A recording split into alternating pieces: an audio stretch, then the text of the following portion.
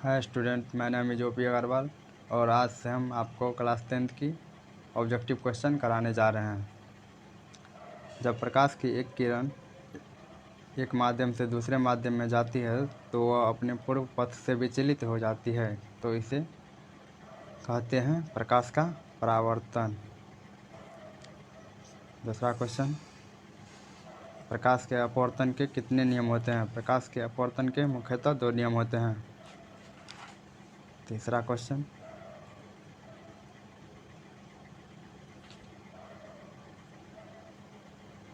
प्रकाश की एक किरण जब विरल माध्यम से सघन माध्यम में जाती है तो वह जब प्रकाश की एक किरण विरल माध्यम बोले तो रेरर मीडियम से डेंसर मीडियम में सघन माध्यम में जाती है तो वह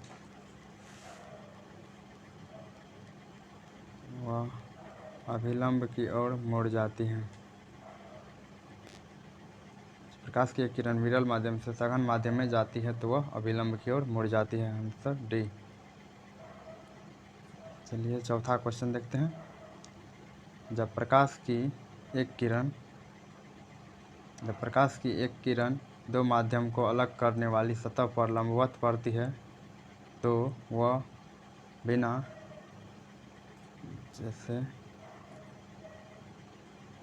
जब प्रकाश की किरण एक 2 माध्यम को अलग करने वाली किसी सतह पर लंबवत पड़ती है तो वह बिना मुड़े सीधे निकल जाती है। आंसर हो गया बी ख।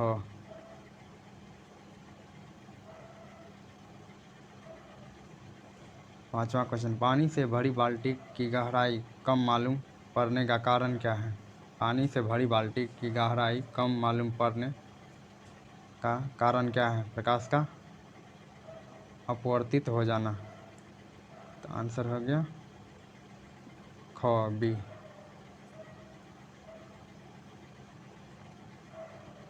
छठा क्वेश्चन देखते हैं। जब प्रकाश एक माध्यम से दूसरे माध्यम में जाता है तो तब वह अपवर्तन हो जाता है, क्योंकि प्रकाश की चाल में परिवर्तन होने के कारण। Answer A. छठा का एक हो गया।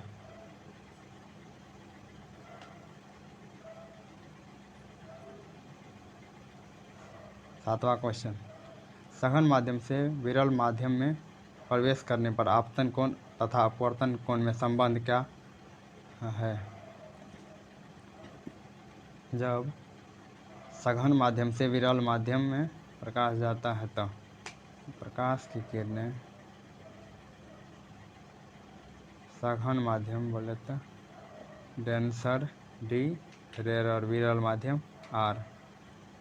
सघन माध्यम से विरल माध्यम में प्रवेश करने पर कौन आई आपतन कोण। विरल माध्यम में प्रवेश करने पर आपतन कोण और अपवर्तन कोण में क्या अंतर है? तो अपवर्तन कोण अभिलंब से दूर हो जाता है। जब प्रकाश की किरण सघन माध्यम से विरल माध्यम में जाता है तो अभिलंब से दूर हो जाता है। कौन आर अपवर्तन कोण। तो देखिए, आपतन कोण और अपवर्तन कोण मतलब ये रे दूर चल गया अभिलंब से तो कोण अब बढ़ गया, तो आपतन कोण और अपवर्तन कोण में संबंध क्या है? तो अपवर्तन कोण बड़ा होता है। आठवां क्वेश्चन, जब प्रकाश की किरण हवा से कांच के प्रिज्म की अपवर्तक सतह से होकर प्रवेश करती है तो दूसरे अपवर्तक सतह से होकर बाहर निकलती है तब वह मुड़ जाती है। किधर मुड़ जाती है? देखिए, जब प्रकाश की किरण हवा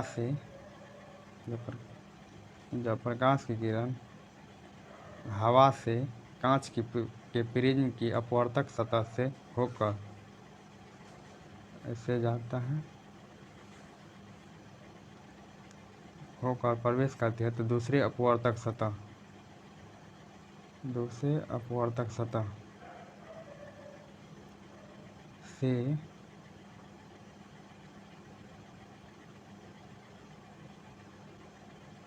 होकर बाहर निकलती है तो वह मुड़ जाती है। किधर मुड़ जाती है?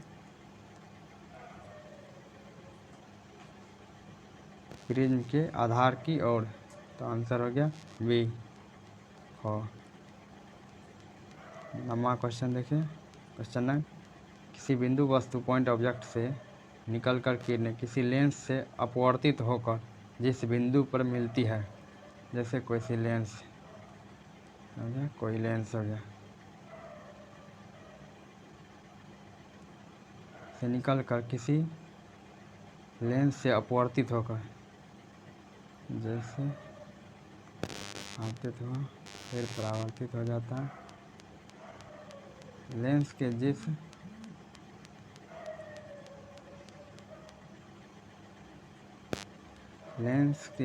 जिस सतह किसी बिंदु वस्तु से निकलकर किरणें लेंस से अपवर्तित होकर जिस बिंदु पर मिलती है वह बिंदु प्रतिबिंब कहलाता, प्रतिबिंब बिंदु कहलाता आई। तो आंसर हो गया घ। 10वां क्वेश्चन देखेंगे। निम्नलिखित में किसका उपयोग लेंस बनाने के लिए नहीं किया जा सकता है? तो डायरेक्ट आंसर याद रखिए, मिट्टी का उपयोग नहीं किया जाता लेंस बनाने में। 11वां क्वेश्चन। निम्नलिखित में से कौन किसी वस्तु का वास्तविक प्रतिबिंब बना सकता है? वास्तविक प्रतिबिंब, कांच की समतल पट्टी, अवतल लेंस तो नहीं होगा। वास्तविक प्रतिबिंब बोलता है अवतल लेंस पर तो हमेशा आभासी प्रतिबिंब बनता है। रे इधर परावर्तन हो गया,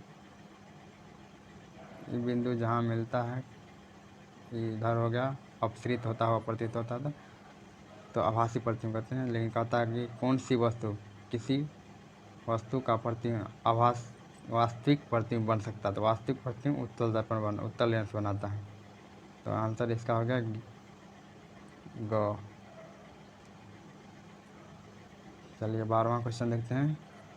किसी माध्यम के अपवर्तनांक का मान होता है? तो डायरेक्ट याद रखिए, म्यू बराबर sin i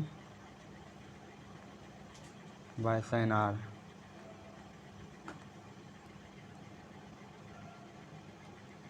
तो आंसर हो गया क।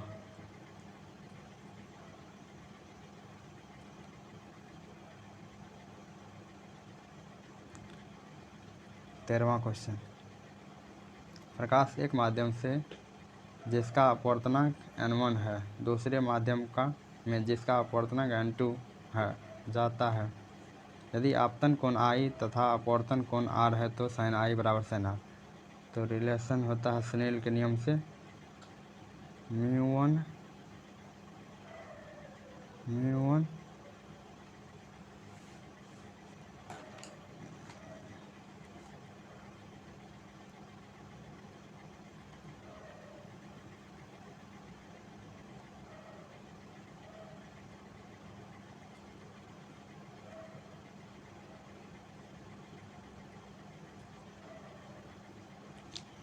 तो होता है म्यू1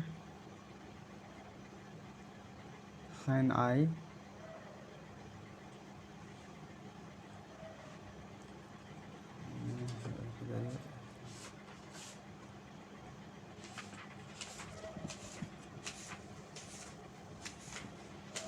म्यू1 sin I बराबर म्यू2 sin R। तो sin I by sin R, इसको यहाँ पे ले आइए तो हो जाएगा म्यू2 बाय म्यू1। तो आंसर हो गया म्यू2 बाय म्यू1। बोले तो डी। 14वां क्वेश्चन आइए।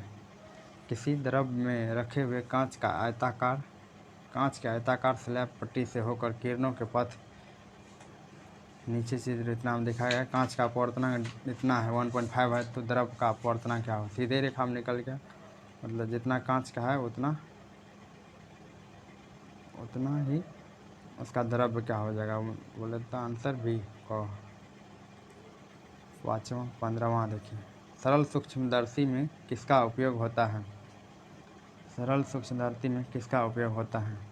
15 का हो गया, आंसर याद रख लीजिए, उत्तल लेंस। उत्तल लेंस किनारों के अपेक्षा बीच में मोटा होता है, तो आंसर हो गया को। बीच की अपेक्षा किनारों पर मोटा होता है, तो नहीं, गलत। उत्तल लेंस की मोटाई सभी जगह समान होती है, गलत। कोई सही नहीं, ये भी गलत। Answer A.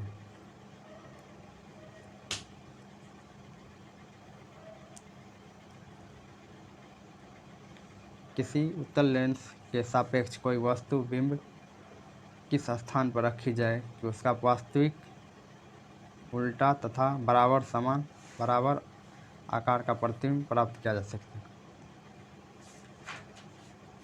तो फोकस दूरी के कोई भी प्रतिबिंब का आकार प्राप्त किया जा सके बराबर, तो बराबर करने के लिए सेंटर पर रख दीजिए, बोले तो दोगुनी फोकस दूरी से दोगुनी पर रख दीजिए, इसका प्रतिबिंब का आकार वस्तु के आकार के बराबर मिलेगा। 17 का ग हो गया। 18 का, उत्तल लेंस में जब वस्तु फोकस एवं लेंस के बीच रखी जाती है तब कैसा प्रतिबिंब बनता है? उत्तल लेंस में यह फोकस, जब वस्तु फोकस एवं लेंस के बीच रखी जाती है तब कैसा प्रतिबिंब बनता है? ई परावर्तन होने के बाद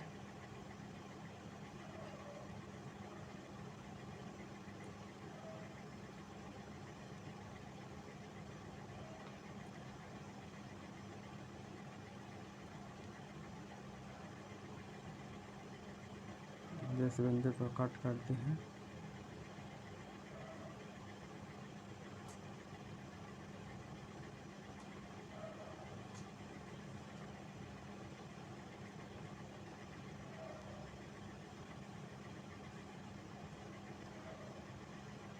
उत्तल लेंस में जिस बिंदु जहाँ कट करती है वो बिंदु हो गया फोकस, और वस्तु सेंटर से मुख्य अक्ष से सीधा निकल जाती है तो प्रतिबिंब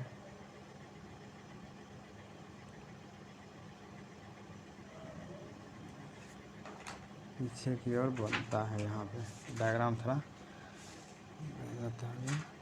यहाँ बनता है, मतलब जब वस्तु उत्तल लेंस में जब वस्तु फोकस एवं लेंस के बीच रखी जाती है तो उसका प्रतिबिंब कैसा बनता है? तो आगे पीछे बना तो हो गया काल्पनिक, मिलता हुआ प्रतीत होता तो हो गया काल्पनिक तथा सीधा, काल्पनिक एवं सीधा। 18 के क हो गया। 19 में, एक उत्तल लेंस से 30 सेंटीमीटर की दूरी पर एक वस्तु रखी गई है। एक उत्तल लेंस से 30 सेंटीमीटर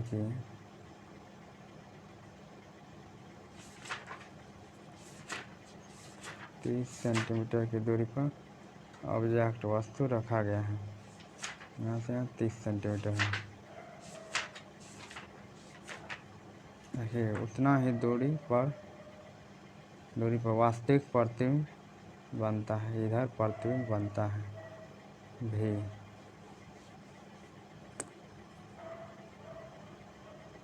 बनता है तो लेंस की फोकस दूरी लगा दीजिए इस पर 1/v माइनस 1/u बराबर 1/f पे बैठा के निकाल लीजिए। ये निकालना है, बाद में कि ये दिया हुआ है, ये दिया हुआ है, निकल जाएगा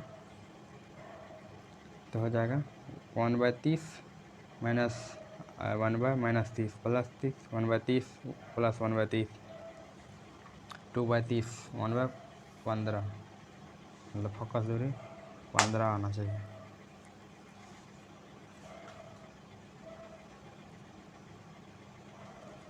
तो आंसर हो गया इसका ग। एक अवतल लेंस की फोकस दूरी 20 सेंटीमीटर है। एक अवतल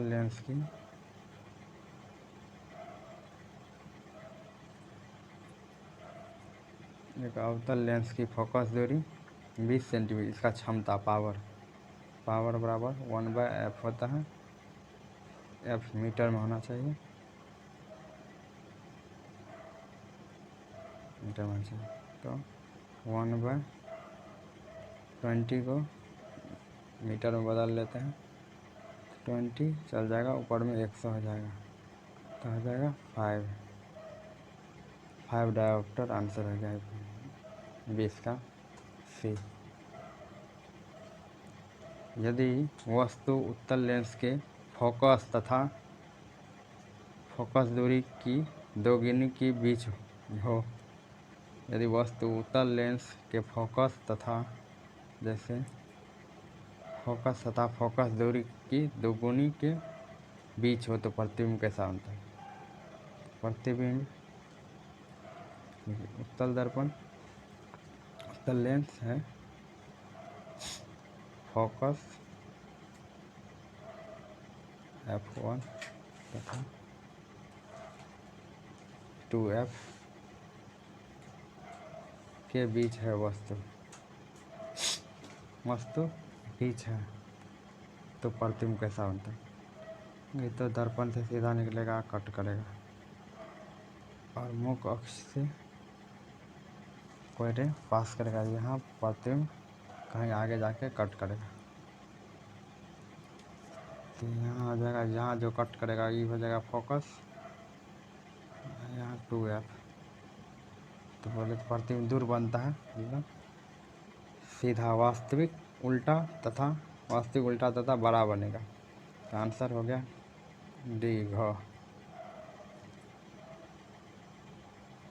चलिए दूसरा क्वेश्चन देखते हैं। जब एक उत्तल लेंस से 20 सेंटीमीटर की दूरी पर वस्तु को रखा जाता है, उत्तल लेंस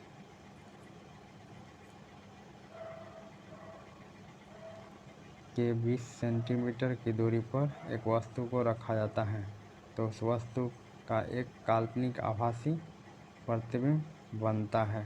तो लेंस की फोकस दूरी, उत्तल लेंस में एक ही केस है जिसमें प्रतिबिंब आभासी बनता है।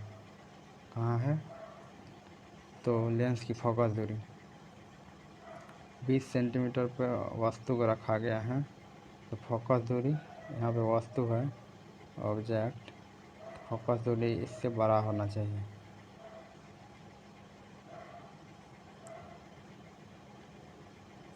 इधर फोकस दूरी इधर होगा, लेंस की फोकस दूरी होनी चाहिए 20 सेंटीमीटर से अधिक। आंसर हो गया ख। किस लेंस द्वारा केवल काल्पनिक बोले तो आभासी प्रतिबिंब बनता है? केवल आभासी प्रतिबिंब बनता है, तो हो गया आंसर अवतल लेंस द्वारा। आंसर क है कि इसमें प्रतिबिंब इसमें ये अवतल लेंस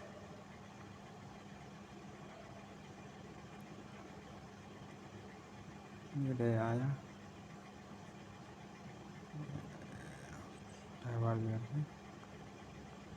यहाँ पे कहीं पे इमेज बनेगा आई, तो काल्पनिक आभासी प्रतिबिंब बनता है अवतल लेंस द्वारा।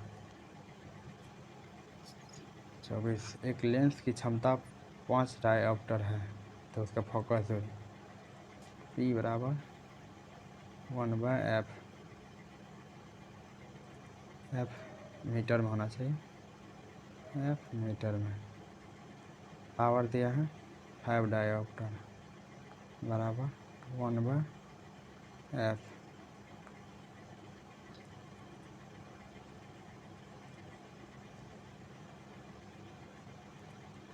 तो वो f बराबर 1/5 बराबर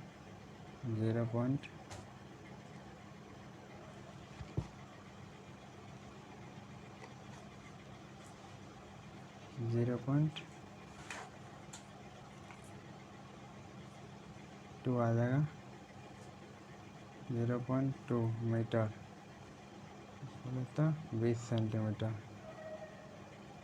20 सेंटीमीटर का फोकस दूरी हो जाएगा 20 सेंटीमीटर का उत्तल लेंस का कि पॉजिटिव आया 20, उत्तल लेंस से पॉजिटिव बनता है। किसी उत्तल लेंस की फोकस दूरी 25 सेंटीमीटर है, उत्तल लेंस की फोकस दूरी 25 सेंटीमीटर, एफ 25 सेंटीमीटर है, तो उसकी क्षमता पावर बराबर 1/f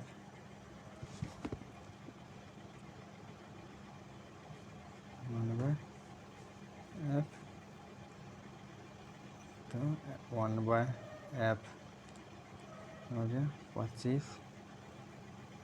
सेंटीमीटर, सेंटीमीटर में तो मीटर बनाएंगे ऊपर में 100 हो जाएगा, तो हो जाएगा पावर 4 डायोप्टर, आंसर हो जाएगा क।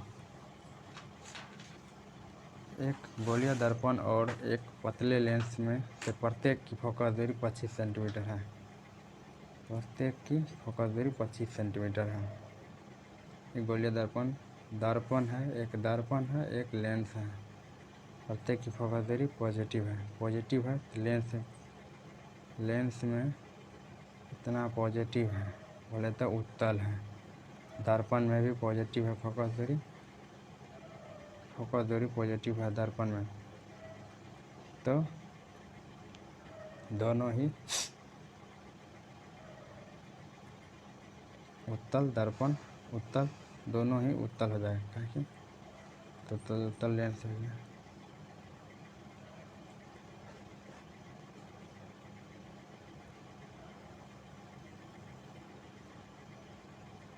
उत्तल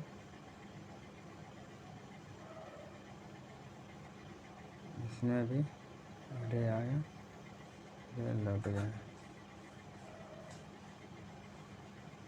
ये जहाँ मिलता है वही होगा फोकस, तो दोनों ही उत्तल है, आंसर क। 27 किसी डिक्शनरी के छोटे छोटे अक्षरों को पढ़ने के लिए उपयुक्त होगा, तो आंसर देखते हैं क्या है।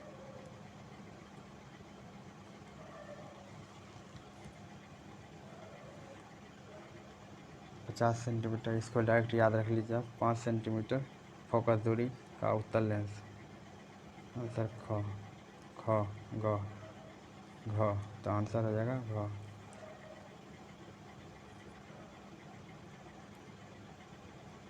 एक गोलीय दर्पण तथा एक पतले लेंस दोनों का फोकस दूरी -15 सेंटीमीटर है, तो लेंस फोकस दूरी लेंस में उत्तल का तो पॉजिटिव होता है फोकस दूरी, उत्तल का तो फोकस दूरी इधर कहीं बनता है, पॉजिटिव होता है, लेकिन उत्तल तो होगा नहीं, उत्तल लेंस तो होगा नहीं, माइनस है, तो और अवतल दर्पण में फोकस नेगेटिव होता है, सभी को मालूम है, तो अवतल होगा। और लेंस दोनों का ही फोकस दूरी इतना है, तो दोनों हो जाएगा अवतल।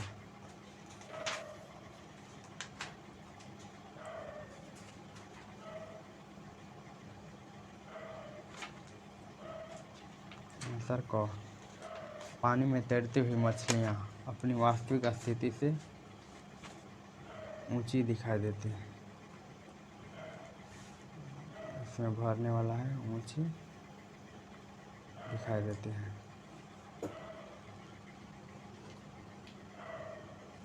ऊंची बोले तो ऊपर उठी हुई दिखाई देती है। दूसरा, डैश में प्रकाश की चाल सबसे अधिक होती है, निर्वात निर्वात में प्रकाश की चाल सबसे अधिक होती है।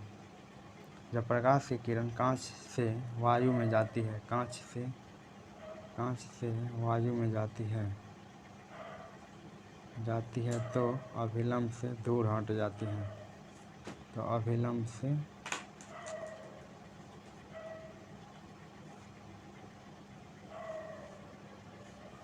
से दूर हट जाती है। जब प्रकाश की किरण सघन माध्यम से विरल माध्यम में जाती है तो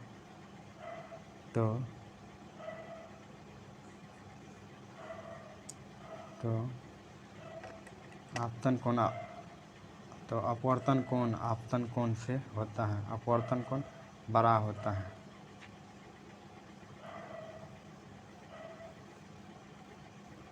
अपवर्तन कोण बड़ा होता है। जब आपतन कोण 0 डिग्री है तो अपवर्तन कोण भी 0 डिग्री होगा।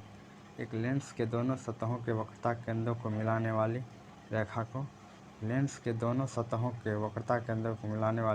रेखा को मुख अक्ष कहते हैं। मुख अक्ष या प्रधान अक्ष कहते हैं।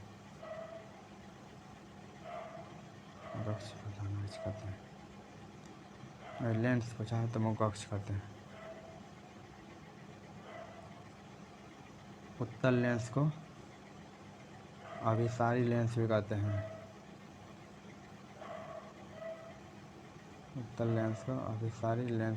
हैं। किसी पतले लेंस का डैश मुख अक्ष पर स्थित होता है।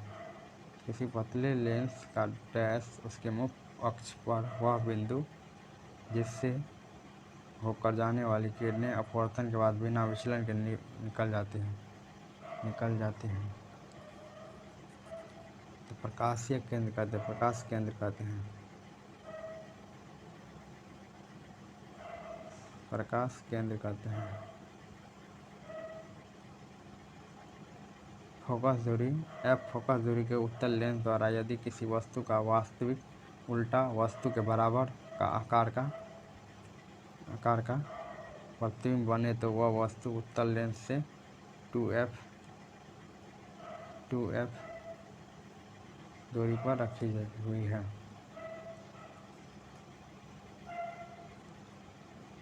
आकार का प्रतिबिंब बराबर का बने तो लेंस है इसलिए 2f, दर्पण रहता सेंटर। एक उत्तल लेंस के फोकस पर रखा प्रदीप्त विद्युत बल्ब समांतर किरण पुंज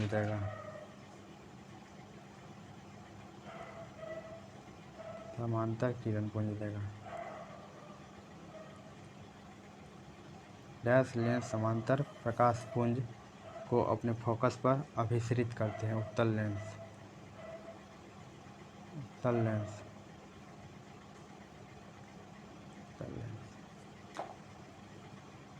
डैश लेंस समांतर प्रकाश पुंज को अपसारित कर देता है। डैश लेंस समांतर प्रकाश पुंज को अपसारित कर देता है। अवतल आंसर हो गया अवतल लेंस।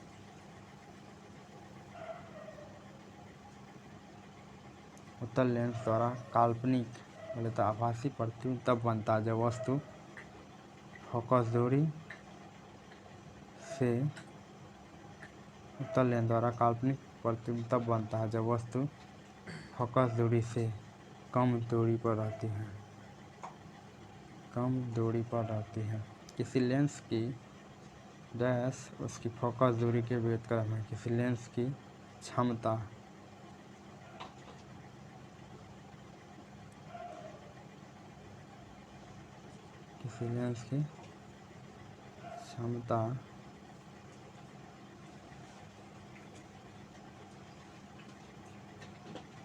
फोकस दूरी के व्युत्क्रम है। लेंस का SI मात्रक पर मीटर होता है। 50 सेंटीमीटर फोकस दूरी वाले उत्तल लेंस की क्षमता पावर बराबर 1/f। f 50 सेंटीमीटर तो इसको हम 100/50 लिख सकते हैं। आंसर हो गया 2 टू डायोप्टर। तो आज के लिए ये इतना ही, और आगे हम दूसरे वीडियो में और लेक्चर देखेंगे और सा क्वेश्चन बहुत सारा। Thank you.